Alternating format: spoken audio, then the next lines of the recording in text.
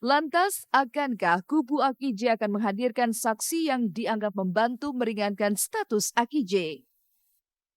Agenda selanjutnya pemeriksaan saksi. Sesuai dengan penundaan persidangan dan acaranya pada persidangan berikut untuk memeriksa saksi, tentu disinilah kesempatan hadirnya pihak korban sebagai saksi dalam perkara ini. Ya, bukan saya yang sekiranya bisa meringankan, lebih meringankan AGJ. Sebenarnya sih dari saya pihak keluarga itu udah enggak.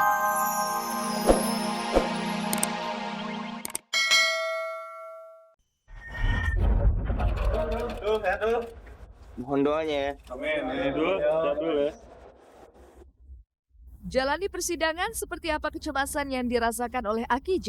Akankah Undang-Undang Peradilan Anak Nomor 11 Tahun 2012 bisa membebaskan Aki J dari hukuman kurungan badan? Satu hal yang pertama kali aku ucapkan adalah innalillahi wa inna ilaihi rajiun. Jadi dari Allah kembali ke Allah. Aku cuma bilang, ya Allah, aku pasrah atas apa yang terjadi sekarang, tolong dikuatkan aku. Daus sibuk bekerja demi mencukupi kebutuhan keluarganya. Seperti apa repotnya Yunita saat bisa mengajak jalan-jalan Babang Ijal buat cintanya bersama Daus.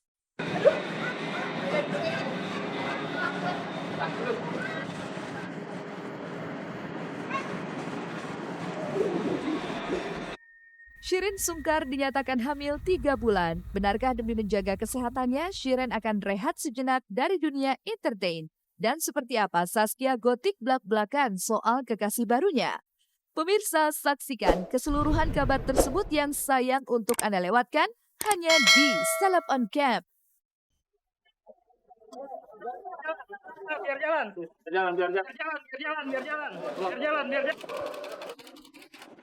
Mohon doanya. Dulu ya. Itulah permohonan Aki J sebelum dirinya menjalani persidangan perdananya di Pengadilan Negeri Jakarta Timur pagi kemarin.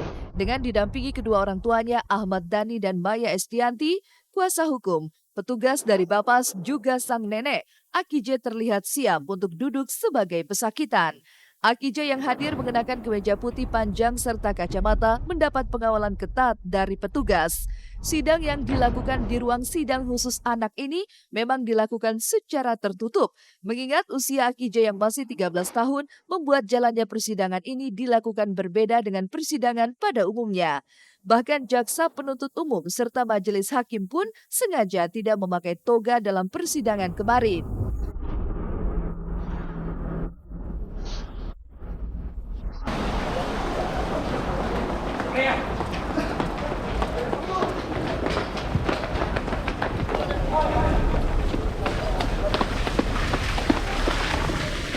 Wah, apa ya?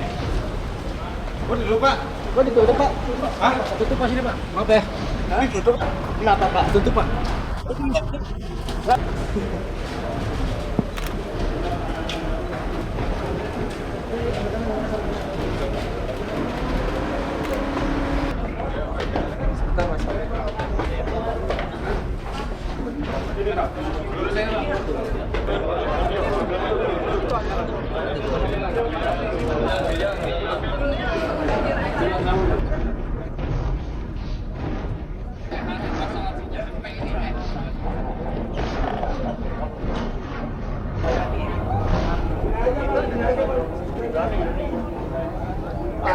Baik lagi.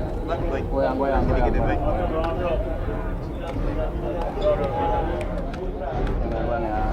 Pada persidangan hari ini, semua pihak yang dimaksud undang-undang sudah hadir.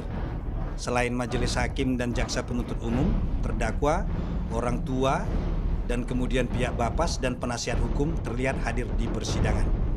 Tadi sidangnya berlangsung dengan aman, kemudian juga dengan lancar. Kemudian dari pihak AGJ sendiri sebagai terdakwa juga bisa hadir. Alhamdulillah, meskipun sisi sebelah kiri matanya agak sedikit ya. Dalam sidang perdana kemarin beragendakan pembacaan surat dakwaan yang disampaikan oleh jaksa penuntut umum. Usai pembacaan surat dakwaan ini, hakim pun bertanya pada Aki J selaku terdakwa, apakah dirinya memahami semua yang dibacakan oleh jaksa penuntut umum. Dan tanpa ragu, Aki J pun menjawab iya. Bahkan kuasa hukum Aki J tidak akan memberikan eksepsi atas dakwaan itu. Lantas, apakah ini menandakan jika isi dakwaan JPU sesuai dengan ulah Aki J? Hakim Ketua menanyakan kepada terdakwa, demikian juga kepada penasihat hukum, apakah sudah mendengar, apakah sudah mengerti akan surat dakwaan tersebut. Yang dijawab oleh terdakwa, sudah mendengar dan sudah mengerti. Apakah akan memberikan tanggapan terhadap dakwaan tersebut, yaitu apakah berupa eksepsi atau bagaimana. Kemudian penasihat hukum terdakwa menyatakan tidak akan mengajukan eksepsi. Dan oleh karenanya, maka Hakim Ketua melanjutkan pemeriksaan kepada pokok perkaranya, yaitu bukti-bukti. Oleh karena jaksa penuntut umum belum siap dengan bukti-buktinya, Hakim Ketua memberikan kesempatan kepada jaksa penuntut umum untuk menyiapkan saksi-saksi tersebut untuk dibawa pada persidangan berikutnya. Dan majelis mensepakati persidangan berikutnya jatuh pada hari Kamis, tanggal 6 Maret 2014 yang akan datang. Inilah momen yang tak mungkin dilupakan oleh Ahmad Dhani dan Maya Estianty ketika harus melihat jagoan kecilnya duduk di kursi pesakitan dengan sandangan sebagai terdakwa. Namun siapa sangka pula, justru dengan tersandungnya anak mereka terhadap masalah hukum, Maya dan Dhani kembali bertemu. Mungkinkah ini takdir? Entahlah. Dan sebagai ayah, kali ini Dhani tidak bisa lari dari kejaran hukum, walau ia pernah sesumbar akan pasang badan demi buah hati tercinta. Namun mengapa Dhani masih ngotot jika Aki J tidak seharusnya menjalani persidangan? Saya sih malah merasa dengan adanya pengadilan buat dulu itu justru malah saya merasa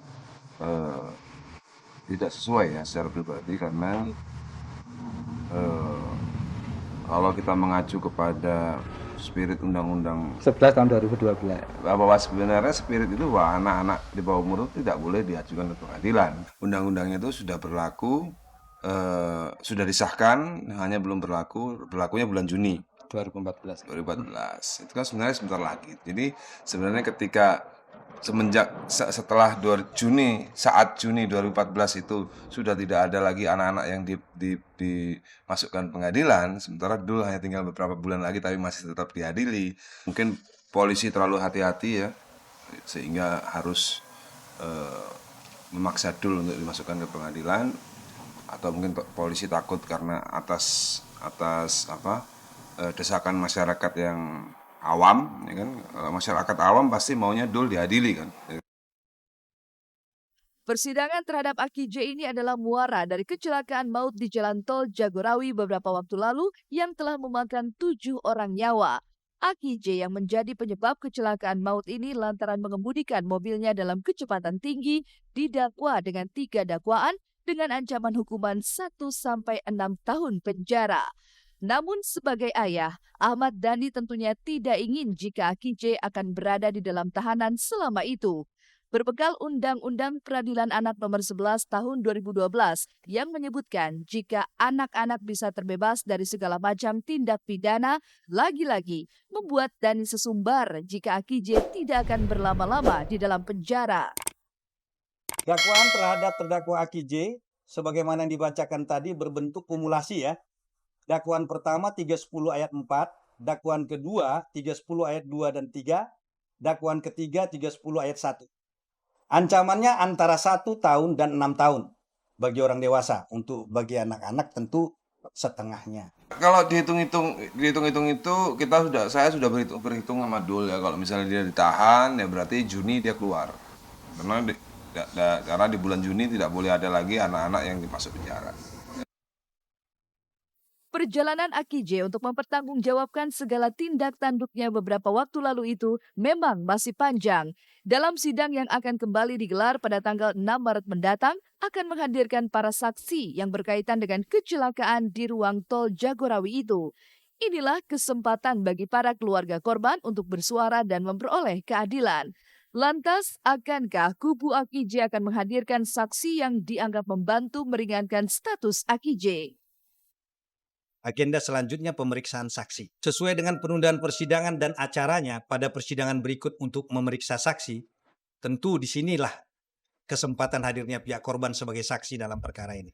Ya bukan rasa yang sekiranya bisa meringankan, lebih meringankan AGJ. Sebenarnya sih dari saya pihak keluarga itu udah nggak